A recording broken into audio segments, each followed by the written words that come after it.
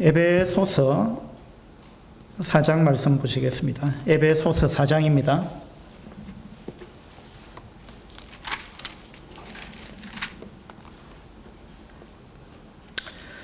에베소서 4장 1절부터 3절까지 제가 읽겠습니다.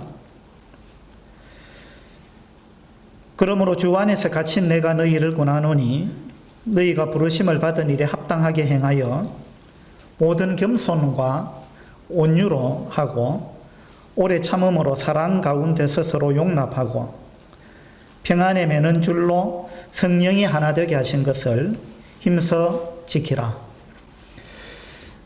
우리 원래 이제 표로 삼은 이러한 말씀을 연초부터 지금까지 이제 시리즈로 계속 말씀을 전하고 있습니다. 이 말씀이 앞으로 몇 시간 더 교제가 돼야 될 것 같습니다. 아주 또 중요한 말씀이고, 우리가 이런 말씀을 한두 번 들어갖고 또 우리 삶 가운데 나타나기는 어렵기 때문에 동일한 말씀을 여러 번 들어야 자기 것이 된다 그래요. 그래서 우리가 정말 주님께서 우리를 하나로 만드시기 위해서 목숨을 버려서 이 교회를 탄생케 하시고 또 우리가 하나 되게 주님이 마지막에 요한복음 17장에서 기도도 하셨는데, 주님 기도하신 내용에 보면은 우리가 하나 된 것처럼 저들도 하나 되게 해달라, 그런 기도를 되풀이하고 있는 이러한 내용을 보게 될 때 참 우리가 하나 된다는 것이 얼마나 중요한 것인가, 이런 부분을 생각합니다. 사탄은 그 반대죠. 사탄은 어떻게 하든지 간에 우리가 하나 못되게 만드는 전략을 구사합니다. 그래서 어떻게 하든지 간에 우리가 분열되기를 원하고 또 서로 사랑하지 않고 미워하기를 원하고, 그것이 바로 그 사탄의 작전입니다. 우리가 사탄의 이와 같은 전략에 말려들지 않고 우리가 열심히 서로 사랑하고 또 하나 되어서 주님의 뜻을 이루어가는 것이 대단히 중요하다, 이런 생각을 합니다. 우리가 살아가는 이 세상 가운데는요, 항상 갈등과 마찰이 있습니다. 그렇죠? 갈등과 마찰이 없는 그런 단체가 없습니다. 교회든 직장이든 가정이든 어디든지 간에 항상 이 갈등과 마찰이 있는데, 갈등과 마찰이 없는 곳이 있어요. 그게 어딘지 아십니까? 갈등과 마찰이 없는 곳 어딜까요? 교회. 교회도 이제 갈등과 마찰이 있죠.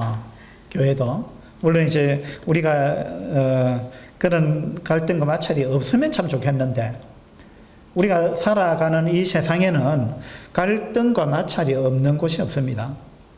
근데 이 세상에서 갈등과 마찰이 하나도 없는, 전혀 없는 곳이 있다면 그곳은 어디냐면 무덤이에요. 무덤. 맞죠?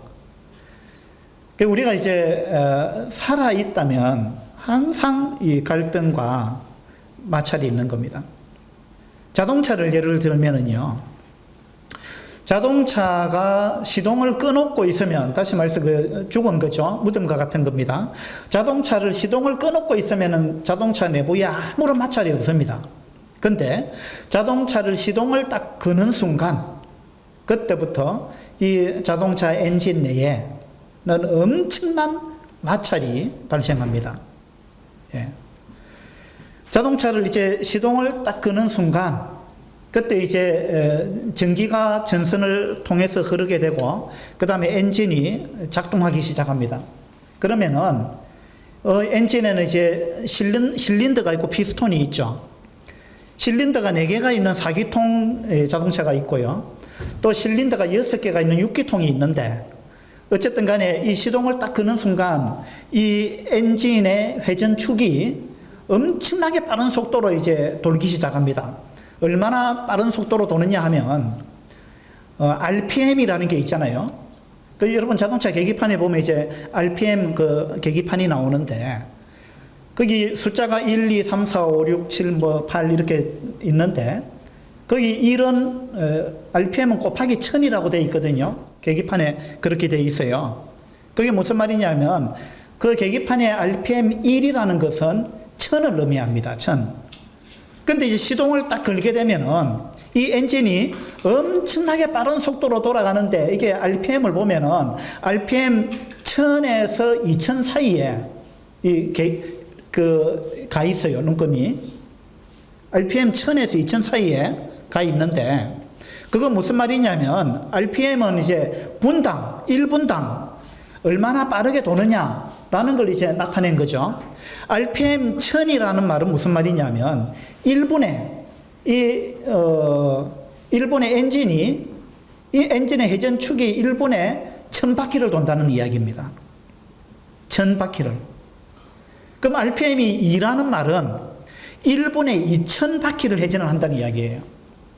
그래서 처음에 이제 자동차 시동을 딱 걸면은요, 이 엔진의 회전축이 1500에서 1800 정도 그렇게 돈다 그래요. 1분당. 얼마나 빠른 속도로 돕니까? 그러니까 그렇게 돈다는 말은 무슨 말이냐면 실린더 안에 피스톤이 이제 시동을 걸면 그 실린더 안에 이 흡입 밸브가 열리면서 연료가 주입이 되죠. 연료가 분사가 됩니다. 그리고는 이제 피스톤이 이 압축을 하죠. 압축을 해가지고 가장 이제 강하게 압축이 되었을 때 그때 이제 점화 플러그에서 불꽃을 튀겨줍니다. 그렇게 해서 이제 폭발을 하게 되죠.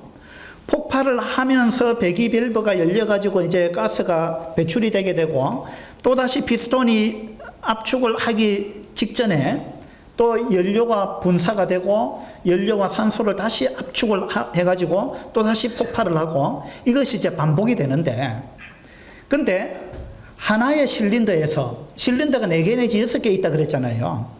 하나의 실린더가 압축을 해서 폭발을 하고 다시 압축을 하려고 하는 이 순간까지 한 바퀴를 도는 이 순간까지 0.4초 정도 걸린다 그래요.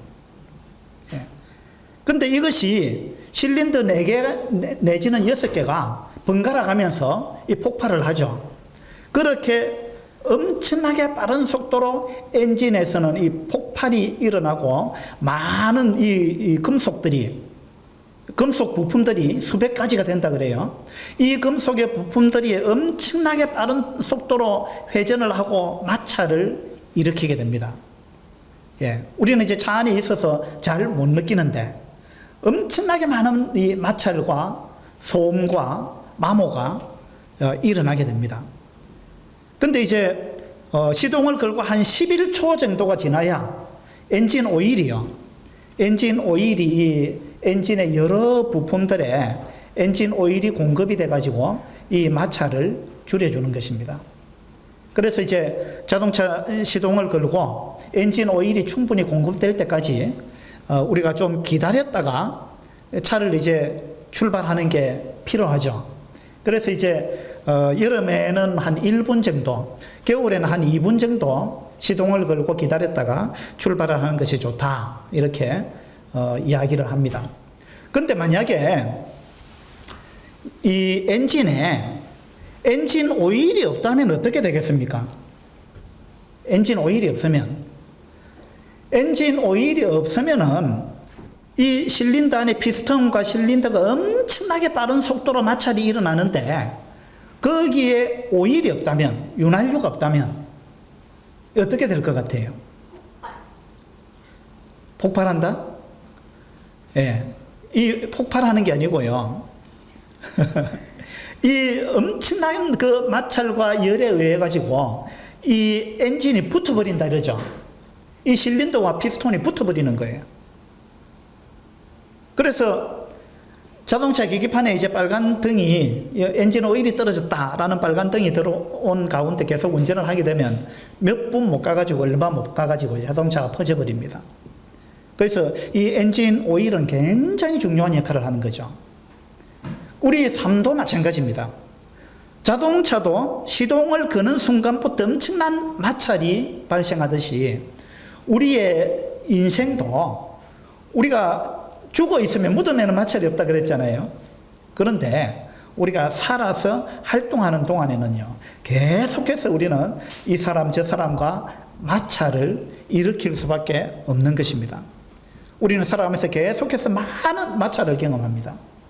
근데 이 마찰을, 이 갈등과 마찰을 줄여줄 수 있는 것이 자동차로 치면 엔진 오일입니다. 윤활유입니다. 윤활유. 그러면 우리 사람 관계에 있어서 우리의 이 갈등을 줄여줄 수 있는 것은 어떤 것이 있을까요? 그 윤활유와 같은 것, 엔진 오일과 같은 것, 그것이 과연 무엇일까요? 그것이 엔진 오일이 없으면, 우리가 살아가는데 그런 윤활유가 없다면 우리도 자동차가 폭발하듯이 붙어버리듯이, 자동차가 퍼져버리듯이 우리도 그렇게 될 수 있다는 것입니다. 그래서 이제 우리 교회 가운데 우리가 함께 모여서 생활하는데 윤활유가 없다면 이 교회는 늘 싸우게 될 것이고, 상처를 받게 되고, 그렇게 해서 분열되고 이런 일이 벌어질 것입니다. 그래서 우리 삶 가운데도 반드시 이 윤활유가 있어야 돼요. 그 윤활유가 뭘까요? 예. 성령님? 예. 이제 누가 성령님이라 그랬는데 그 말도 맞죠? 예. 근데 우리가 이제 에베소서 지금 말씀을 읽었잖아요. 에베소서 4장. 이 말씀 가운데 하나님께서 우리에게 주신 윤활유가 뭔지 이 부분을 한번 찾아보도록 하겠습니다.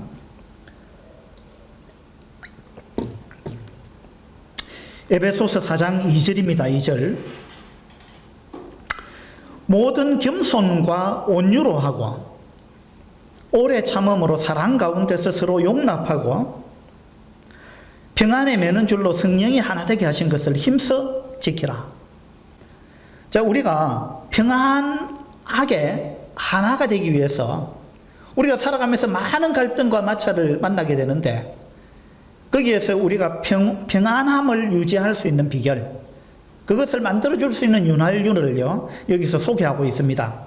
그게 뭐죠? 2절에 보니까 겸손, 그 다음에 온유, 오래 참음, 사랑, 용납, 이런 것들이 우리의 갈등과 마찰을 줄여주는 그런 윤활유 역할을 하고 있다는 것을 우리가 이 에베소서 4장을 통해서 발견할 수 있는 것입니다.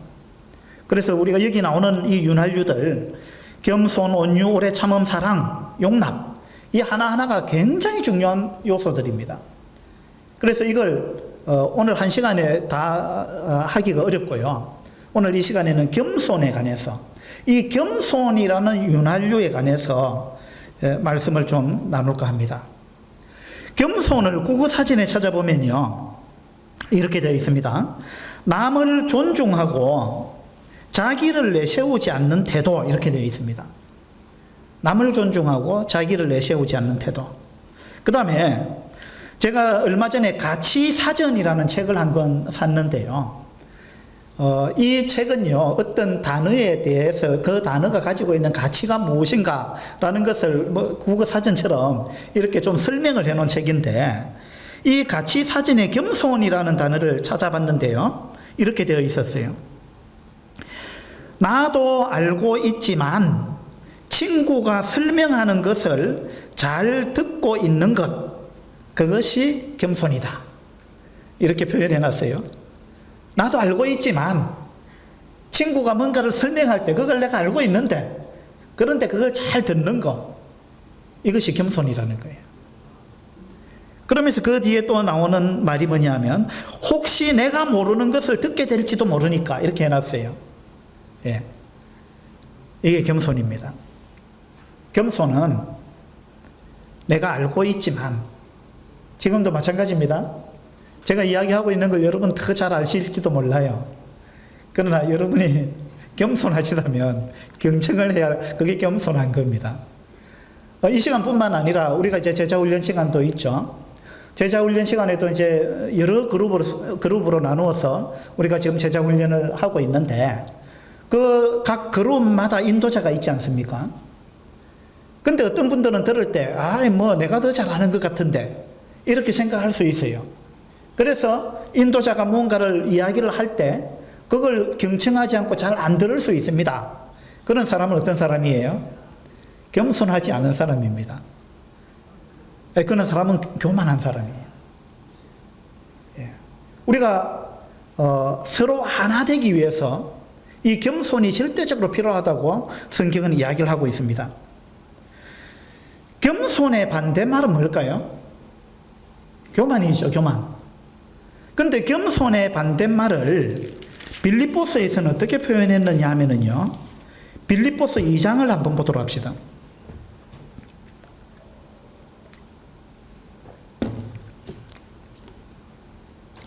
빌립보서 2장 1절부터 몇 절을 읽겠습니다.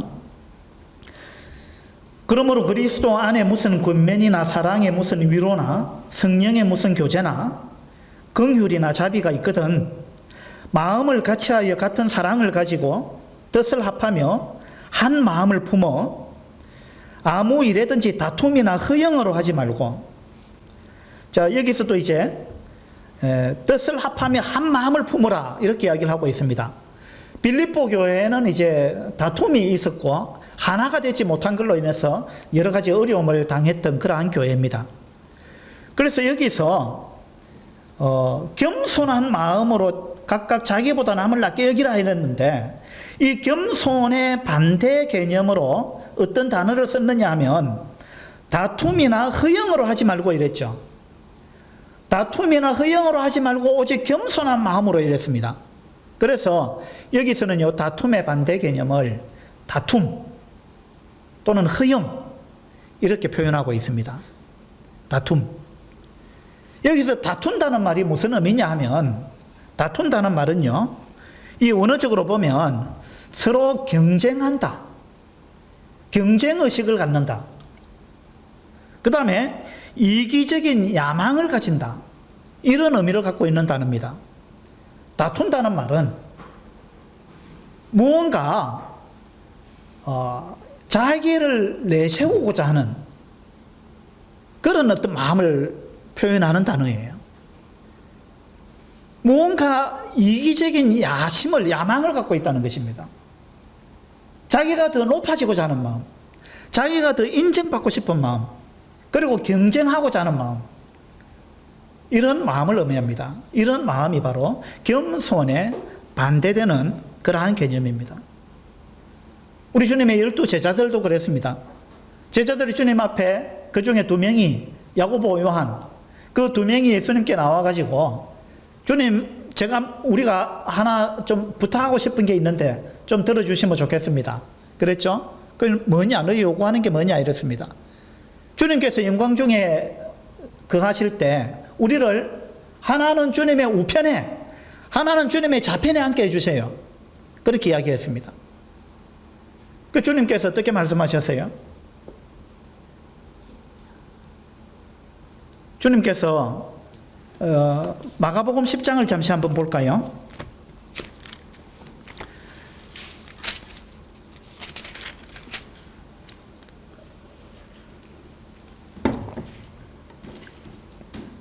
마가복음 10장 42절을 보겠습니다. 42절.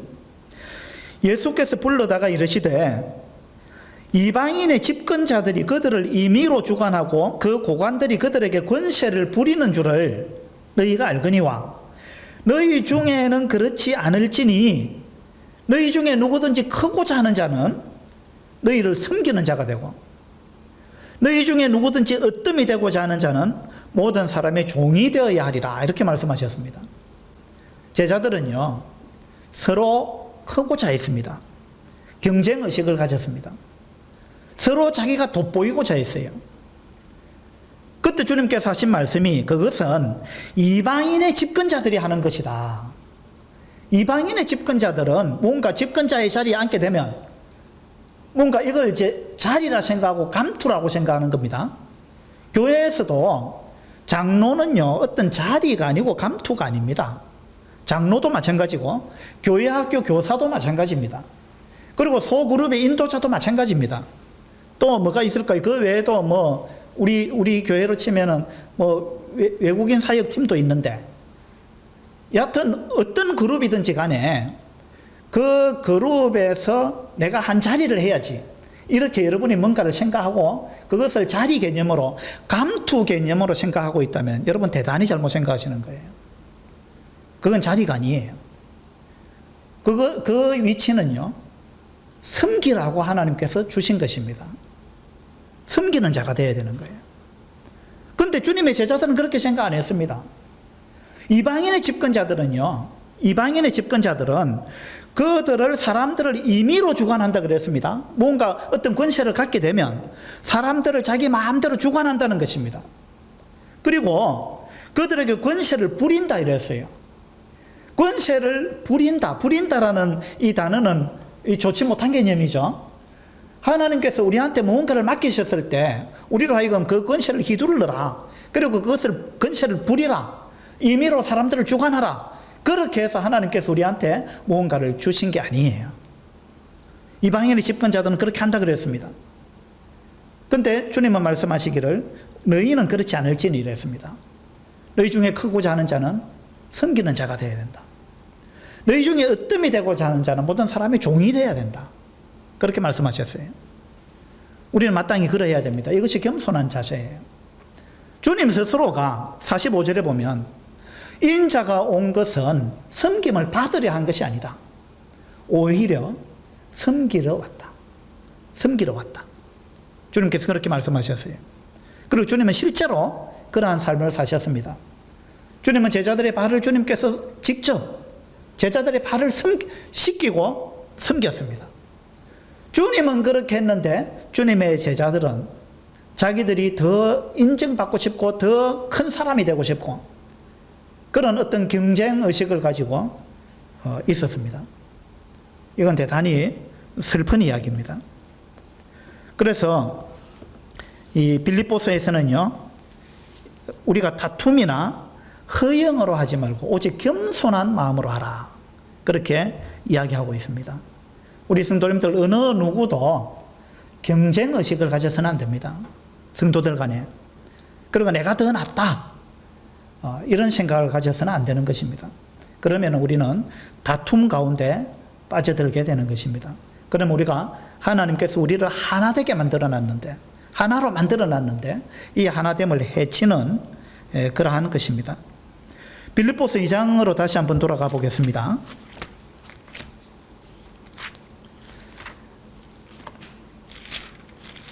빌립보서 2장에서는 이제 이 빌립보 교회가 하나 되지 못했기 때문에 어떻게 하면은 하나가 될 수 있는가, 이런 부분을 말씀해 주고 있습니다. 그러면서 빌립보서 2장에서 너희는 이런 사람들의 태도를 본받아야 된다. 그렇게 말씀을 하시며 몇 사람들을 인용을 했습니다. 자, 첫 번째는 5절에 보면 너희 안에 이 마음을 품으라 곧 그리스도 예수의 마음이니, 너희들이 예수 그리스도를 본받게 되면은 겸손해질 것이고 그리고 우리가 하나가 될 수 있다. 그런 이야기를 하고 있습니다. 예수 그리스도의 겸손에 대해서는 이제 조금 이따가 살펴보고요. 두 번째로 예를 든 사람이 누구죠? 두 번째로 예를 든 사람은 바로 사도 바울입니다. 사도 바울은 어떻게 했느냐 하면요, 2장 17절을 보겠습니다. 17절. 만일 너희 믿음의 재물과 섬김 위에 내가 나를 전제로 드릴지라도 나는 기뻐하고 너희 무리와 함께 기뻐하리니. 사도 바울이 너희들은 나를 본받아야 된다. 그렇게 이야기하고 있습니다. 왜냐하면 나는 너희의 믿음의 재물 위에, 너희들이 하나님 앞에 뭔가 재물을 드릴 때 그 재물 위에 나를 전제로 드릴지라도, 전제라는 거는요, 이 뭐 송아지나 양이나 이런 걸 이제 번제단의 제물로 드릴 때 그 제물 위에 붓는 포도주를 의미합니다. 포도주. 그래서 포도주를 그 제물 위에 부으면은요, 그 포도주는 제물에 그냥 스며들어 버리고 우리 눈에 보이지 않습니다. 눈에 보이는 거는 그 송아지라든지 양이라든지 이런 제물들만 눈에 보이는 거예요. 그러니까 바울이 지금 한 말은 너희들은 송아지를 가지고 하나님께 제물을 드리는데 나는 그 위에 붓는 포도주와 같은 그와 같은 전제가 된다 할지라도 나는 그것으로 인해서 너희 무리와 함께 내가 기뻐할 것이다. 나는 아무 주목을 받지 못해도 내가 전혀 드러나지 못해도 너희들이 드러나고 너희들이 하나님께 인정받는 그것으로 인해서 나는 기뻐하겠다. 이것이 사도 바울의 태도였습니다. 바울이 얼마나 겸손했습니까? 하나님께서 우리가 이와 같은 겸손을 익히게 되기를 원하셨습니다. 그 다음에 19절에 보면 디모데를 또 예를 들고 있습니다. 디모데 21절을 보면요, 그들이 다 자기 일을 구하고 그리스도 예수의 일을 구하지 아니하되 디모데의 연단을 너희가 안 하니 자식이 아버지에게 함같이 나와 함께 복음을 위하여 수고하였느니라 이랬습니다. 너희들이 디모데를 본받아야 된다. 디모데는 어떻게 생활했느냐 하면 디모데가 나를 따라다니면서 나를 어떻게 섬겼는지를 한번 생각해 봐라. 디모데는 나를 마치 자식이 아버지에게 하는 것처럼 그렇게 복음을 위하여 수고했다. 이것이 디모데의 생활 태도라는 것입니다. 우리 모두가 바울처럼 또 디모데처럼 이러한 태도로 주님을 섬기게 된다면, 이러한 태도로 우리가 이 교회 생활을 한다면 교회 안에서 다툼이나 분열이나 이러한 것들이 사라지게 될 것입니다. 왜냐하면 이 사람들의 특징은 나보다 남을 낮게 여기는 태도를 가졌기 때문에 그래요. 그 다음에 또 한 사람을 예를 들고 있는데 25절에 보면 에바브로디도를 예를 들었습니다. 에바브로디도. 이 에바브로디도는 빌립보 교회의 인도자였습니다. 그런데 이 에바브로디도가 지금 로마의 감옥에 갇혀 있는 이 바울을 위로차 방문을 했습니다. 그런데 에바브로디도가 그 먼 거리를 로마에까지 왔는데 와서 이 에바브로디도가 큰 병에 걸렸습니다. 이제 사경을 헤매는 그와 같은 병에 걸렸습니다. 근데 에바브로디도가 어떤 마음을 갖고 있는지 소개를 하고 있는데요. 26절을 한번 보겠습니다.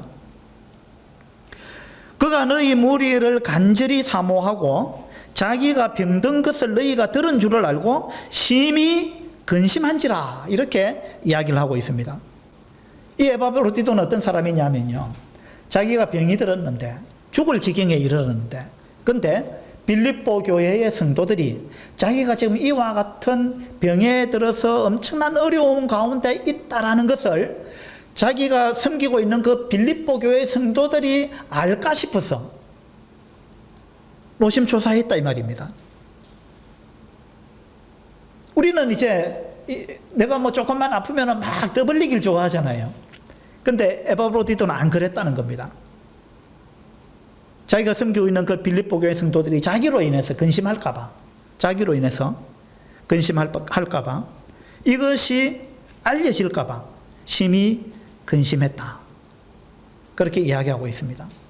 이 빌립보서 2장에서 예로 들고 있는 이와 같은 바울, 디모데, 에바브로디도 이런 사람들은요, 자기보다 항상 남을 먼저 생각했고 또 자기보다 남을 낮게 여기는 그런 겸손한 심정을 가진 이러한 사람들이었습니다. 우리가 이와 같은 사람들을 본받게 되기를 원합니다. 그리고 이제 무엇보다도 우리가 본받아야 될 것은요, 예수 그리스도 그분을 본받아야 됩니다. 예수님이 얼마나 겸손하셨는가, 이와 같은 부분을 여기 2장에서 말씀해 주고 있습니다. 너희 안에 이 마음을 품으라. 곧 그리스도 예수의 마음이니 그는 근본 하나님의 본체시나, 그렇죠? 예수 그리스도는 바로 하나님이십니다. 그는 근본 하나님의 본체시나 하나님과 동등됨을 취할 것을 여기지 아니하셨다.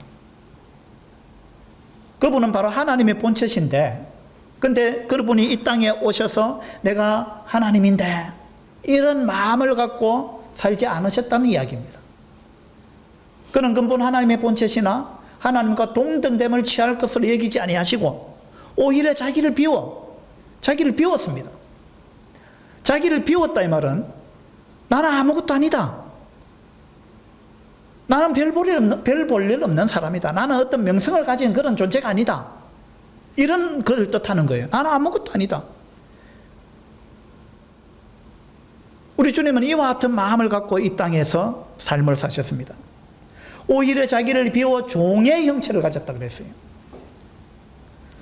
그리고 사람들과 같이 되셨다.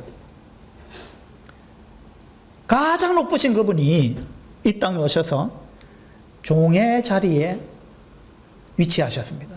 스스로 자기 자신이 종이라고 생각했습니다. 그리고 사람들과 같이 되셨고 사람의 모양으로 나타나사 자기를 낮추시고 죽기까지 복종하셨으니 곧 십자가에 죽으십니다. 바로 이 예수 그리스도를 본받아야 된다. 너희 안에 이 마음을 품어라. 꼭 그리스도 예수의 마음이니. 우리가 바울처럼 또 디모데처럼 에바브로디도처럼 우리가 겸손한 사람이 되어야 되고 또 더 우리가 본받아야 될 분은 예수 그리스도 그분인데 예수 그리스도 그분 가장 높으신 그분이 얼마나 겸손하게 이 땅에 오셔서 겸손한 삶을 사시고 너희들을 섬겼는가를 생각해 봐라. 그와 같은 분으로부터 우리가 배웠는데 우리가 교만하다면 이것은 우리가 주님의 제자라고 이야기할 수가 없다라는 이야기입니다. 우리가 주님의 제자라면은 참 주님처럼 이와 같은 겸손한 모습을 우리가 유지할 수 있게 되기를 바랍니다. 교회의 분위기가요, 이 우리 성도들이 다 겸손한 이 종의 태도를 가진다면 이 교회에 어떤 태풍이 몰아쳐도 그게 아무런 문제가 안 됩니다. 우린 그걸 다 이길 수 있어요. 어떤 폭풍이 휘몰아쳐도 우리 모두가 겸손한 심정을 가졌다면 그건 아무런 문제가 안 되는 거예요. 그런데 우리가 그렇게 겸손하지 못하고 교회가 교만으로 특징 지어진 그런 교회라면 우리 교회에 속한 성도들이 다 교만한 사람들이라면 그리고 교만한 사람이 여러 명 있다면 그러면은요 태풍이 아니라 아주 사소한 바람만 불어도 그 감당할 수가 없는 것입니다. 어떤 문제가 생겨도 우리가 겸손하다면 그건 아무 문제가 안 됩니다. 그런데 아주 사소한 것도요, 아주 사소한 문제도 우리 성도들 중에 교만한 사람들이 여러 명 있다면 이것은요 아주 큰 폭풍으로 발전하게 될 것입니다. 그래서 우리가 이 겸손을 배운다는 것, 이것이 얼마나 중요한 것인가, 이런 부분들을 이 시간에 우리가 기억할 수 있으면 좋겠습니다. 여러분이 교만은요 굉장히 나쁜 죄입니다. 교만은 이 우주에 들어온 첫 번째 죄예요. 그렇죠? 천사가 타락한 그 첫 번째 죄가 교만이었습니다. 인간 세상에도 마찬가지입니다. 아담과 하와가 타락하게 된 그 죄가 교만입니다. 그래서 하나님은 이 교만을 굉장히 미워하십니다. 잠언에 보면요, 여호와께서 미워하시는 것 곧 그 마음에 싫어하시는 것이 67가지가 있는데 67가지 정도가 있는데 잠언 6장에 나옵니다. 첫 번째 나오는 죄가 뭐냐 하면 곧 교만한 눈과 이렇게 나옵니다. 교만한 눈. 하나님께서 굉장히 미워하시는 죄가 67가지가 있는데 그 중에 첫 번째가 교만한 눈, 이렇게 표현하고 있습니다. 하나님은 교만한 사람을 굉장히 싫어하십니다. 그 다음에 잠언 13장에 보면요, 교만에서는 다툼만 일어날 뿐이요, 이렇게 나와 있습니다. 왜 우리가 다투게 되느냐 하면요, 교만하기 때문에 다툽니다. 내가 너보다 낫다 이 생각을 가지기 때문에. 그죠? 내 생각이 옳다, 내가 더 많이 안다, 그 교만한 생각 때문에 다툽니다. 한 사람만 교만하면 괜찮은데 두 사람이 교만하면 둘이 다투는 거예요. 한 사람만이라도 겸손하면 괜찮아요. 근데 둘이 다툰다, 이 말은 둘 다 교만하다 그 말입니다. 교만에서는 다툼만 일어날 뿐이다 라고 잠언 13장에 나와 있습니다.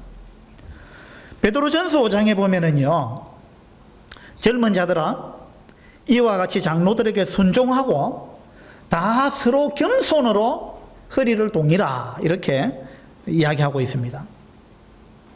다 서로 겸손으로 허리를 동이라. 하나님은 교만한 자를 대적하시되, 하나님은 교만한 자를 어떻게 하신다고요? 대적하신다. 대적하신다. 그리고 겸손한 자에게는 은혜를 베푸신다 이랬습니다. 하나님은요, 교만한 자를 대적하십니다. 하나님이 대적하면 이거 심각한 문제가 되겠죠. 하나님은 어떤 사람을 대적하시느냐, 어떤 사람을 적으로 여기고 하나님이 함께 싸우겠다 이 말입니다. 대적하겠다 이 말이에요. 어떤 사람을? 어떤 사람? 교만한 사람. 예. 하나님은 교만을 굉장히 미워하십니다. 교만하게 되면 교회가 자주 다투게 됩니다. 교만하게 되면 분열이 일어납니다. 우리 주변에 뭐 이런 부분들 우리가 종종 보잖아요. 직장에도 마찬가지입니다. 그런데 그 다투고 분열하는 부분을 보세요. 무엇이 문제인지 보세요. 그들이 다 교만합니다. 예.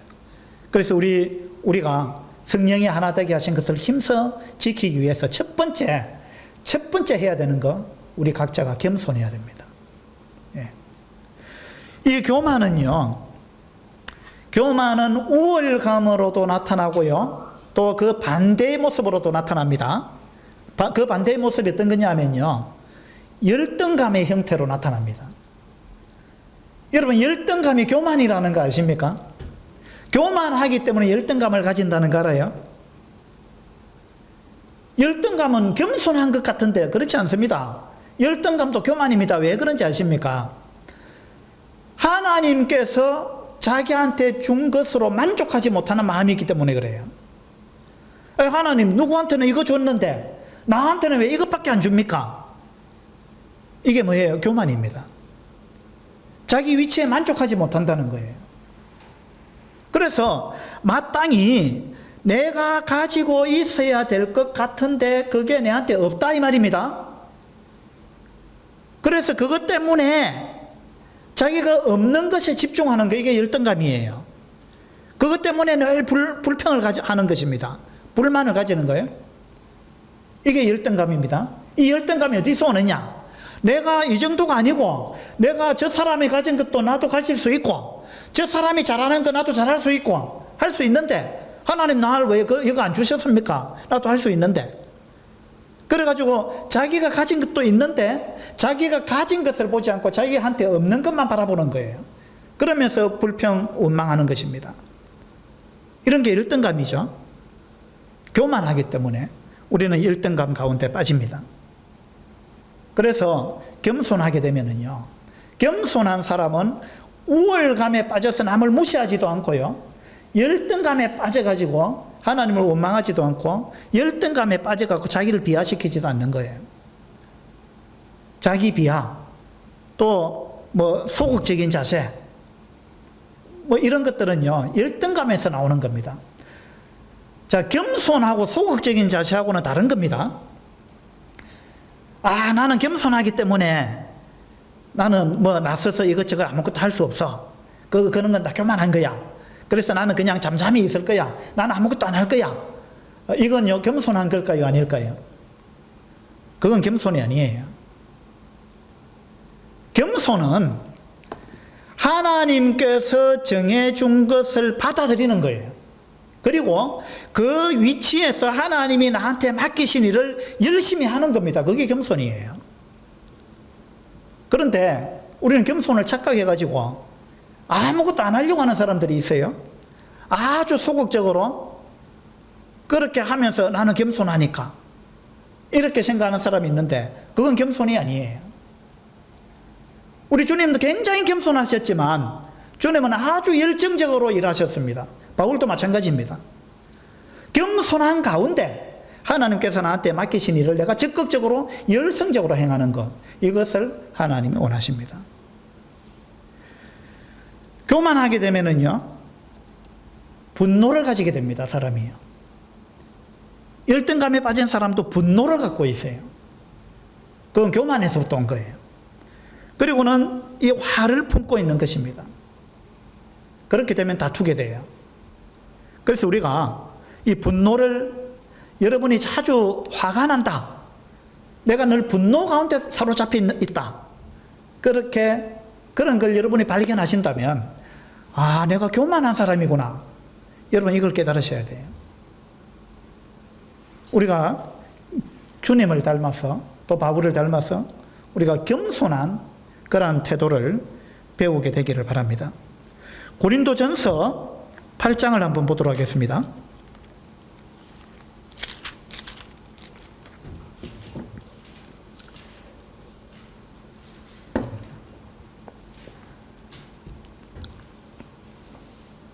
고린도전서 8장 1절입니다.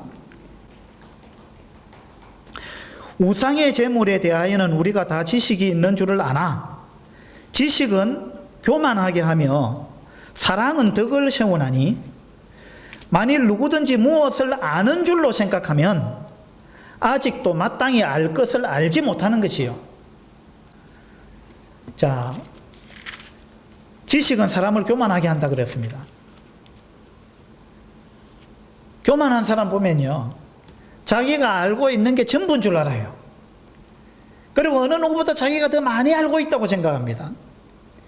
그래서 자기가 알고 있는 것 가지고 다툽니다. 그죠?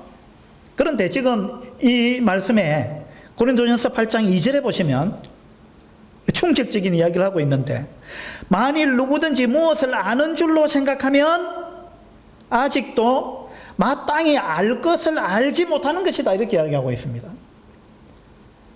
내가 뭔가를 안다 하고 생각하면 깨달아야 될 게 뭐냐 하면, 넌 뭘 모른다, 그걸 깨달아야 된다는 거예요. 뭘 모르는 거예요?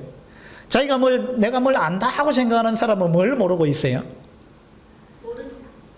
자기가 모르는 게 더 많다라는 걸 모르고 있는 거예요. 예? 내가 뭘 안다 하고 생각하는 그 사람이 알아야 될 게 뭐냐 하면, 그 사람이 모르고 있는 게 뭐냐 하면, 내가 모르는 게 더 많다라는 그걸 모른다는 거예요. 그래서 제가 군에 있을 때 어떤 사람이 그렇게 이야기했어요. 제가 장교로 있을 때 장교들이 다 대체적으로 교만해요. 그래서 다 자기 잘난 맛에 살잖아요. 그러니까 어떤 사람이 그렇게 이야기했어요. 당신들 똑똑하고 또 많은 지식을 갖고 있다는 거 내가 안다. 그렇지만 당신들이 아는 것밖에 모른다, 그렇게 이야기했단 말이에요. 아는 것밖에 모른다. 아주 명언이잖아요. 아는 거 이상 모른다 이거예요. 모르는 게 훨씬 많은 거예요. 모르는 게. 이 말씀이 그런 말씀이에요. 만일 누구든지 무엇을 아는 줄로 생각하면 아직도 마땅히 알 것을 알지 못하는 거다. 자기가 얼마나 무식한지, 자기 지식이 얼마나 짧은지, 얼마나 조금밖에 모르는지, 더 알아야 될 것, 더 배워야 될 것이 얼마나 많은지 그걸 모르고 있다. 그걸 좀 알아야 된다, 라고 이야기를 하고 있는 것입니다. 우리는 교만한 모습이 여러 모습으로 나타날 수 있는데, 그 중에 하나가 이 지식적인 교만입니다. 그래서 우리가 성령이 하나 되게 하신 것, 이것을 힘써 지키기 위해서는 우리가 살아가면서 늘 마찰 가운데 있는데, 이 마찰을 완화시켜가지고 우리가 다투지 않고 싸우지 않고 분열되지 않고 이 하나를 유지할 수 있는 윤활유들이 있다 그랬는데, 그 윤활유의 첫 번째가 겸손이다. 오늘 이제 그 말씀을 드렸습니다. 하나님은 겸손한 자에게 은혜를 베푸신다. 또 교만한 자를 하나님이 대적하신다. 그렇게 말씀하고 있습니다. 너희 안에 이 마음을 품어라. 곧 그리스도 예수의 마음이니. 그는 근본 하나님의 본체시나 하나님과 동등됨을 취할 것으로 여기지 아니하시고 오히려 자기를 비워 종의 형체를 가져 사람들과 같이 되었고 사람의 모습으로 나타나서 자기를 낮추시고 죽기까지 복종하셨으니 곧 십자가에 죽으십니다. 우리가 주님의 이 태도를, 이 겸손한 모습을 우리 모두가 담고 배울 수 있게 되기를 바랍니다. 기도하겠습니다. 아버지 하나님, 성령이 하나 되게 하신 것을 힘써 지키라는 이와 같은 말씀을 가지고 우리가 시리즈로 묵상을 해보고 있습니다. 우리가 살아가는 데 있어서 많은 이 갈등과 마찰을 우리가 경험할 수밖에 없는데, 그와 같은 가운데서 참 윤활유와 같은 것이 있다면 바로 그 중에 첫 번째가 겸손이라고 오늘 말씀해 주셨습니다. 우리가 다 겸손하다면 우리가 다투지 않을 것이고 또 분열하지 않을 것입니다. 그러나 반대로 우리가 교만하다면 우리는 사사건건 다투게 될 것입니다. 그리고 분열하게 될 것입니다. 아버지 하나님, 우리 주님께서 가장 높으신 분이신데도 불구하고 너무나 겸손한 모습을 우리에게 보여주셨듯이 우리가 주님을 따르는 자로서 주님을 배우는 이러한 주님의 제자들로서 주님의 겸손함을 배울 수 있도록 해주시기를 바랍니다. 우리 교회 모든 성도들이 참 겸손한 자들이 되도록 주님 도와주시기를 바랍니다. 감사드리며 우리 주 예수 그리스도 이름으로 기도드립니다. 아멘.